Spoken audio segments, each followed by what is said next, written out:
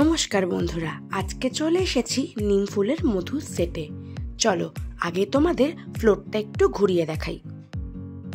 এটা হলো দত্তবাড়ি, আর আজকে তোমাদের দত্তবাড়ির অন্দরমহলের গল্প শোনাবো। এই ফ্লোরটা আমাদের অনেক কাছে। নিম ফুলের মধু কিন্তু দেখতে দেখতে 700 এপিসোড পেরিয়ে গেল, আর আমরা অনেক দিন ধরেই এই ফ্লোরে আসা যাওয়া করি নাচের জন্য।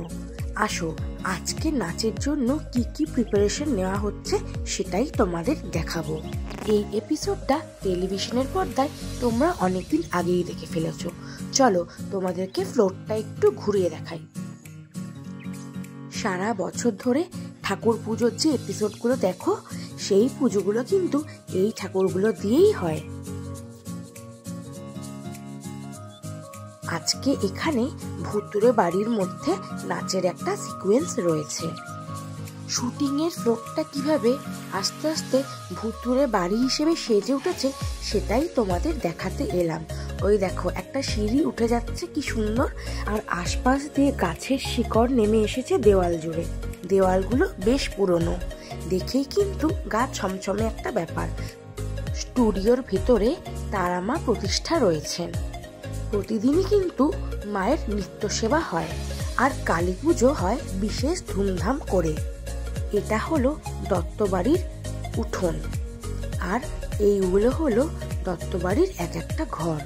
সবকটা ঘর তোমাদের ঘুরিয়ে দেখাতে না পারলেও আমি চেষ্টা করছি কিছুটা ঘুরিয়ে দেখানোর।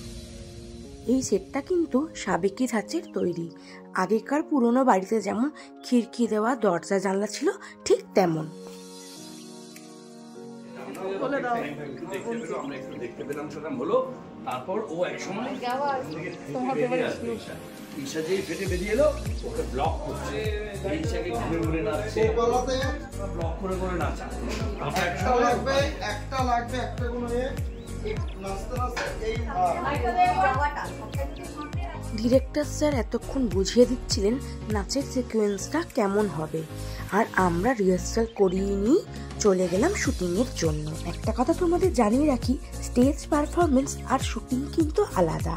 স্টেজ পারফরমেন্সে আমরা অনেক রিহার্সালের সুযোগ ও সময় পাই, কিন্তু শুটিংয়ের দিনের দিনই নাচ তুলে দিনের দিনই শুটিং করা হয়। তাই খুব কম সময়তেই এই নাচগুলো প্রিপারেশন করা হয়, আর সঙ্গে সঙ্গে নাচ শিখেই পারফর্ম করাটাও কিন্তু একটু শক্ত হয়ে যায়। ছট পুজোর সময় ঠেকুয়া পাইনি বলে খুব মন খারাপ ছিল, কিন্তু ওই যে কপালে ছিল, তাই জন্য পেয়েও গেলাম। ফ্লোরের একজন দাদা এসে আমাদেরকে ঠেকুয়া প্রসাদ দিয়ে গেল। খেয়ে আবার চললো শুটিং। এইভাবেই আনন্দ করতে করতে আমরা আজকে শুটিং করলাম। আজকের জন্য টাটা।